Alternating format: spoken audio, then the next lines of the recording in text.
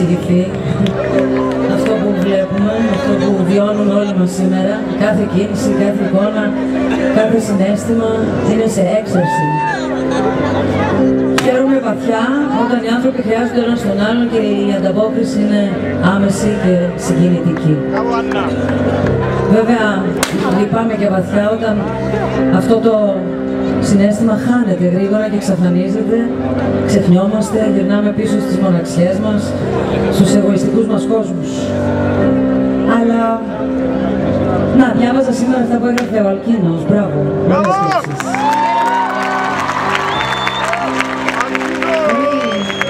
Πολύ ωραία και πολλοί άνθρωποι ευαίσθητοι σκέφτονται έτσι, δυστυχώς βέβαια είναι λίγοι αυτοί που τα εφαρμόζουν. Και όπως έλεγε και ο αγαπημένος John Lennon στο Imagine, τα καλά και τα ιδανικά είναι στον κόσμο της φαντασίας μας, δυστυχώς. Υπάρχουν βέβαια άνθρωποι με εξαιρέσεις, που είναι εξαιρέσεις και πρέπει να τους ακολουθούμε, είναι το παράδειγμά μας για να γίνει ο κόσμος καλύτερος. Και η Κύπρος και ο λαός της το έχουν στο DNA τους, το έχουμε.